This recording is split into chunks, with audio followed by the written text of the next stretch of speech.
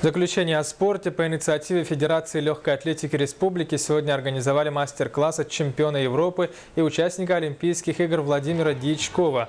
В мероприятии приняли участие дети 17-й, 23-й школ Якутска, а также воспитанники спортивных школ. Сам же Владимир Дьячков специализируется в прыжках в длину. В прошлом году он приехал в Якутию из Украины и на данный момент работает тренером в Намской детской спортивной школе. Занятия также провели и якутские тренеры Диана Тартакынова, Вера Кантоева и Мария Пенегина.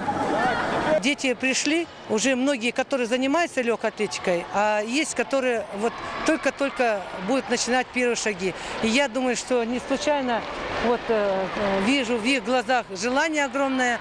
И я думаю, что мы будем спокойно, у нас есть будущее наших детей, которые будут прославлять республику, прославлять Россию, прославлять весь наш спорт.